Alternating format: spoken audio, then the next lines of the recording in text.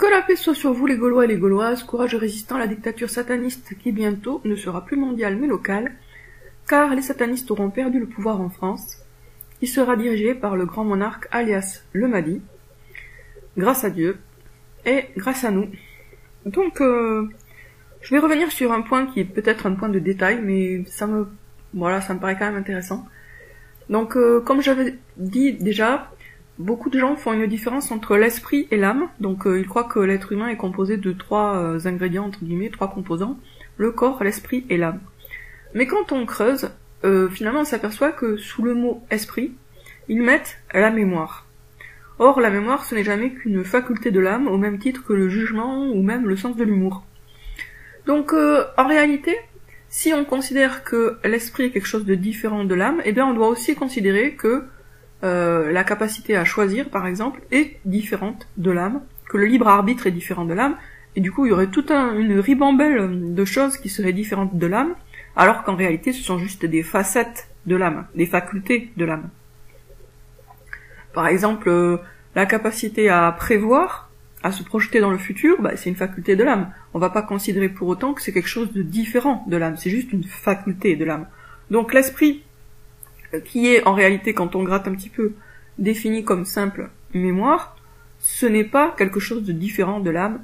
L'âme se confond avec l'esprit se confond avec l'âme, il s'agit du même principe, ou d'une facette de l'âme, on va dire plutôt. Là, l'homme, l'être humain, homme ou femme, est binaire, par essence. Dieu l'a dit dans le Coran. Il a tout créé par couple. Il a tout créé par couple, ça inclut aussi l'être humain, qui est un être binaire, avec un corps et une âme.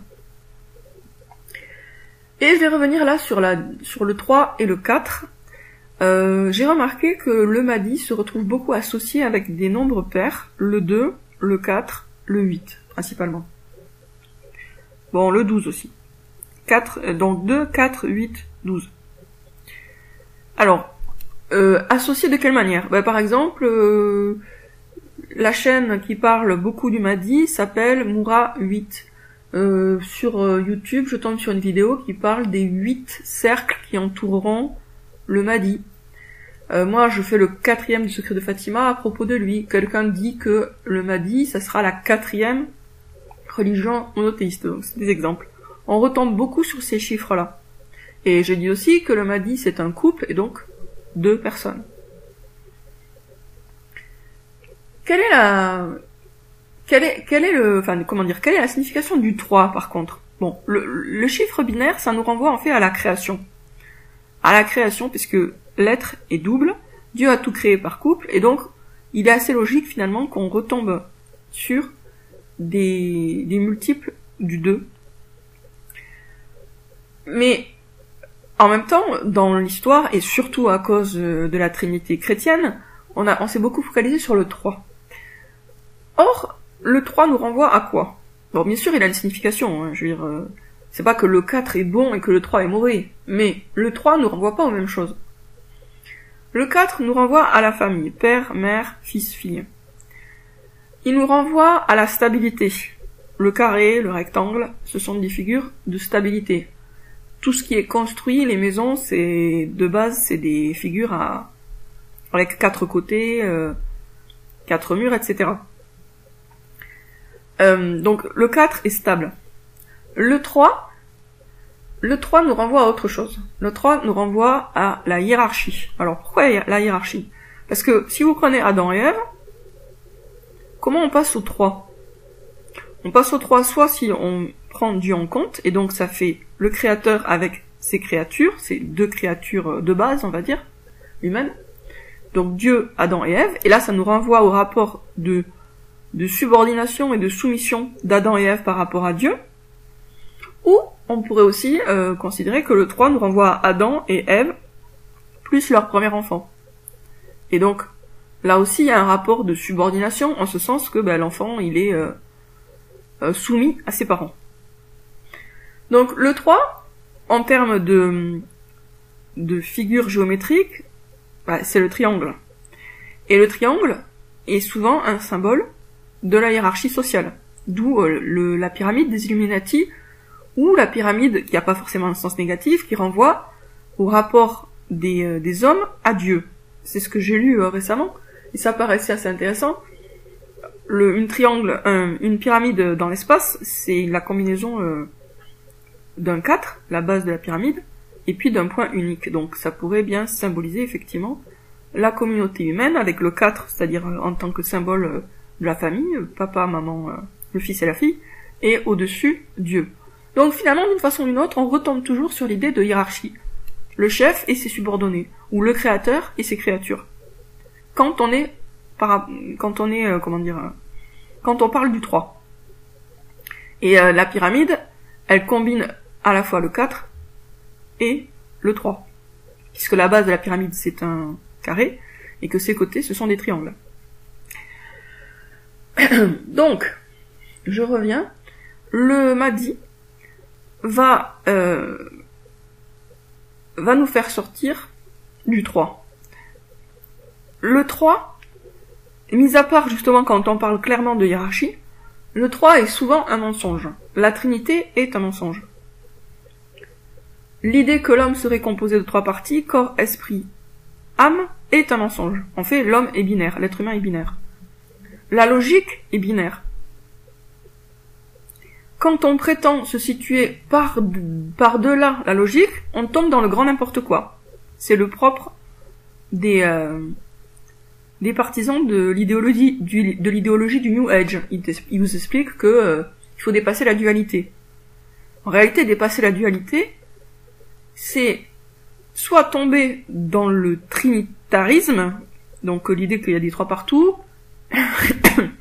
avec toutes les confusions que ça induit sur la confusion qu'il pourrait y avoir entre l'homme et Dieu, soit revenir vers l'unité, c'est ce que prétendent faire les partisans du New Age, et en réalité, là aussi, on va assimiler l'homme à Dieu. Donc, le 1 et le 3, alors le 1, si c'est associé à Dieu, il n'y a aucun problème. Mais si on considère que c'est la création qui est unitaire, on est en train de faire une confusion entre le créateur et les créatures. Donc, le 1, c'est l'apanage de Dieu, en ce sens qu'il n'y a que Dieu qui est unique. Toutes les créatures sont par paire. Si par exemple vous avez une créature unique, c'est tout simplement qu'il lui manque sa paire, c'est tout. Il lui manque son âme sœur, ou son binôme, ou son complément. Je sais pas, par exemple, vous prenez une espèce en voie de disparition. Il peut y avoir un dernier lion de telle race. Mais si un dernier lion qu'il est tout seul, c'est tout simplement que sa femelle est morte, c'est tout. C'est pas parce que lui, il a été créé unique. Unique, c'est-à-dire sans un complément féminin. Donc de la même façon, dans la création, rien n'est unique, il n'y a que Dieu qui est unique. C'est pour ça que quand on parle par exemple du monstre du Loch Ness, on voit bien qu'on est dans un propos mythique, alors que en réalité le monstre du Loch Ness c'est des dinosaures marins au pluriel, donc chaque fois des couples. Dinosaures, dinosaurus, dinosaura quoi. C'est des couples en réalité. Mais quand on est dans le domaine du mythe, on va parler d'individus uniques. Alors qu'en fait, il n'y a que Dieu qui est unique. Donc on va dire le monstre du Loch Ness, l'abominable homme des neiges, comme s'il y avait un seul abominable homme des neiges. Alors je sais pas du tout qu'est-ce qu'il y a de réel dans cette histoire d'abominable homme des neiges, mais ce qui est sûr, c'est que s'il y a quelque chose de réel, il s'agit d'une espèce et pas d'un individu unique. Donc le 1, c'est l'apanage de Dieu. Il n'y a que Dieu qui est unique. Alors, vous pourriez peut-être m'objecter le soleil et la lune. On pourrait dire que le soleil et la lune, c'est un couple aussi. Hein. D'ailleurs, en astrologie, ils sont considérés comme le principe masculin de base et le principe féminin de base. Hein. Mais bon, passons sur ça. C'est sûr que... Puis peut-être qu'il y a un autre soleil ailleurs, une autre lune ailleurs. On ne sait pas en fait. Mais dans la création, tout fonctionne par paire. Alors qu'on sache exactement où est l'autre complément de la paire, ou pas. Mais de toute façon, Dieu a tout créé par couple. C'est ce qu'il a dit. Après, bon, c'est peut-être réservé aux créatures vivantes. Hein. Peut-être effectivement que ça s'applique pas aux planètes ou aux astres lumineux. Je sais pas. J'en sais rien du tout en fait. Mais je crois que dans le Coran, il a bien dit qu'il avait tout créé par paire. Il faudrait vérifier s'il dit que c'est absolument tout, ou si ce sont juste les créatures vivantes. En tout cas, au niveau des créatures vivantes, c'est sûr, Dieu a tout créé par paire.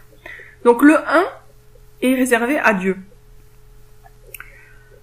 Le 3, quand on le prend dans son vrai sens, parle de hiérarchie, de rapport de dominant à dominé, le point supérieur du triangle par rapport aux deux angles du bas. Et donc oui, quand on parle de ça, c'est logique de parler du 3. Mais croire qu'on va retrouver du 3 et qu'on va être dans la vérité, qu'on va trouver du 3 par exemple en disant l'homme est composé de 3 parties, c'est se planter et c'est être influencé à son issue par le dogme de la Trinité, à mon avis. C'est-à-dire que le dogme de la Trinité est tellement fort, il a été tellement fort pendant des siècles, qu'il a influencé notre manière de penser et nous a donné l'impression subconsciente que tant qu'on n'avait pas retrouvé le chiffre 3, on était dans l'erreur. C'est faux, c'est quand on est dans le 4, ou dans le 2, ou dans d'autres nombres pairs, qu'on est dans le vrai. Quand on parle bien sûr de la création. Sauf s'il s'agit de parler de rapports hiérarchiques, de structures hiérarchiques. Et là, effectivement, c'est logique qu'on ait des nombres impairs. Sur ce, je vous dis à bientôt les amis pour une prochaine vidéo.